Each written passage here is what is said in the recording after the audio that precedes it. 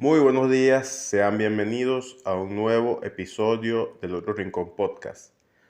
Por suerte o por desgracia, vivimos en la era de Google, Wi-Fi, Facebook y las pantallas táctiles.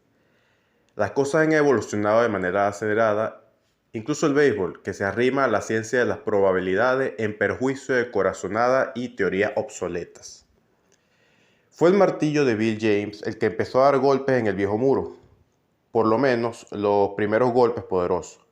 Sucedió en los 70, cuando James se entretenía escribiendo artículos de béisbol con una mirada algo distinta, más enfocado en responder preguntas específicas sobre el desempeño de sus jugadores. Digamos, a cuál dupla de pitcher y receptor le robaba más bases que en reseñar los pormenores del partido. Por ese camino se instaló la sabermetría en el poder. Llegó armada hasta los dientes, con una visión mucho más integral que la propuesta por los estadísticos tradicionales, y concentrada más en evaluar de qué manera inciden los números individuales y colectivos en el récord de ganados y perdidos de un equipo. Como pasa con toda ciencia adolescente, su irrupción despertó suspicacia y algunos rechazos. Sin embargo, encontró tierra fértil para reproducirse en Oakland. Un libro y una película del mismo nombre, Moneyball, han aclarado aquello que no pocos calificaron de milagro. Se trató simple y sencillamente de que la gerencia de los Atléticos decidió diferenciarse de sus competidores mediante la optimización de sus limitados recursos financieros. Adoptó un particular método de selección tipo draft dirigido a adquirir peloteros con altos porcentajes de envasado. Así, escasos de presupuesto y sin estrellas en su roster, los equipos consiguió avanzar a playoffs en 4 temporadas consecutivas, de 2000 a 2003. Cuando hablamos de béisbol hoy en día, es necesario referirnos al término sabermetría. Esto no es más que el análisis de juego del béisbol a través de evidencia objetiva, específicamente las estadísticas que buscan medir de manera eficaz las diversas actividades que se efectúan en el juego. Y es que esta nueva tendencia no busca cambiar el deporte en sí, sino más bien busca darle una nueva forma de analizar y de cómo saber llevar un equipo, donde no hace falta tener a los peloteros más caros ni de grandes nombres, sino tener a los peloteros que más OVP, porcentaje de envasado, tengan. El béisbol es una disciplina con un sinnúmero de reglas, cábalas, idiosincrasias y tradiciones que datan de décadas y décadas y que muchos peloteros o muchos en general podrían encontrar extrañas. Además, es uno de los deportes que produce la mayor cantidad de renglones estadísticos. Los amantes del deporte de la pelota y el bate inclusive se disgustan cuando emergen formas no tradicionales de entender, cuantificar y analizar su amado pasatiempo. Sin embargo, eso no detuvo a James para romper con un esquema que data de siglos. En su libro La Revolución Sabermétrica se pueden explorar diversos campos de esta herramienta. Allí el autor asegura que existe otra versión de la famosa historia en la cual Billy Beane es el protagonista. Ella se cuenta que Sandy Alderson fue el que verdaderamente introdujo la sabermetría en los Atléticos de Oakland a mediados de los 80 y que Billy Beane fue contratado como su asistente en 1993. Luego no queda duda de que a mediados de los 90 Beane fue el que se quedó en la gerencia del equipo y continuó con el trabajo ya iniciado por Alderson. Con el paso del tiempo y ya entrada la década del 1990, las innovaciones de un nuevo lenguaje comenzaron a brotar, pero aún no serían asimiladas de forma completa hasta entrado el año 2000. Muchos han sido detractores de este sistema de estudio pormenorizado del béisbol, pero ¿cuántos han leído sus basamentos? ¿Cuántos son conscientes de la línea integral de las métricas? Están los cibernéticos, matemáticos, programadores, todos ellos día tras día atacados por la tradición de estudiar el béisbol. La modernidad ha establecido la división social del trabajo y es absurdo que un ex-beisbolista intente ser sabermétrico. El punto de perspectiva no es si ellos practicaron este deporte, el punto es si le aportaron al mismo y vaya si lo han hecho.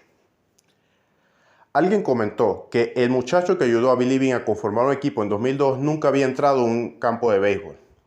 Sin embargo, no es necesario cuando tienes originales patrones de conocimiento. Resultado, en 2002 Oakland clasificó a postemporada con un equipo de bajo perfil y logró la racha más grandiosa de juegos ganados consecutivos de la historia de las Grandes Ligas, 20. Ellos demostraron que no estaban en una realidad abstracta. Es innegable que la manera de evaluar el béisbol ha cambiado.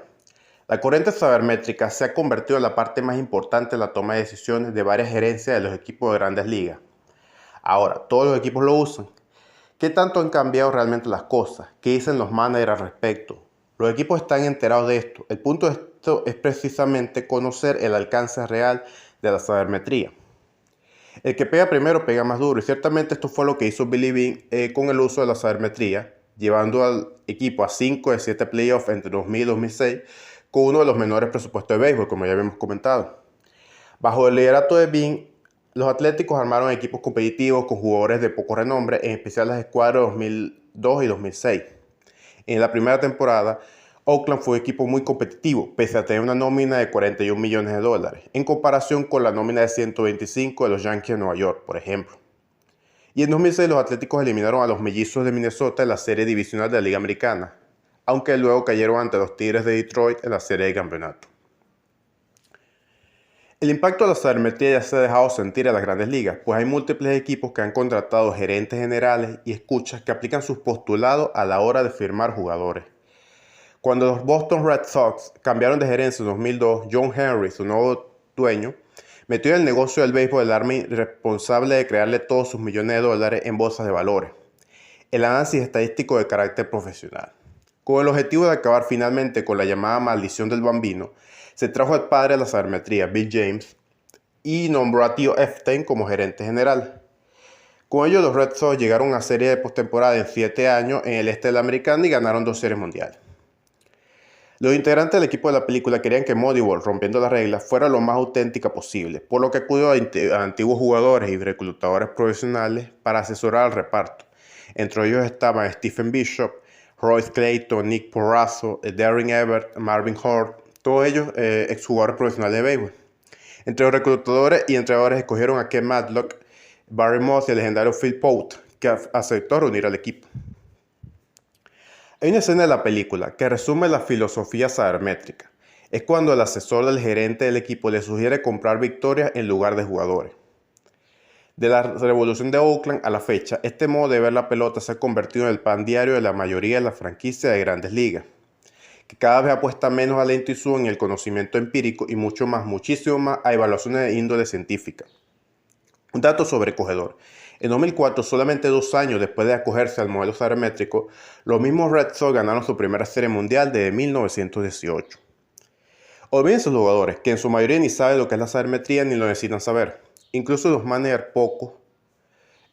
tampoco necesitas a un matemático puro, sino alguien que, como dicen muchos entrenadores, no sea testarudo y entienda los conceptos principales.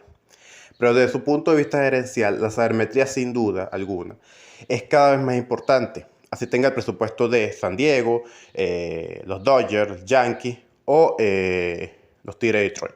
A quien prefieren darle ese dinero, aquí a alguien que aproveche las nuevas estadísticas que tiene a su disposición o a alguien que la deseche porque nunca las había oído antes.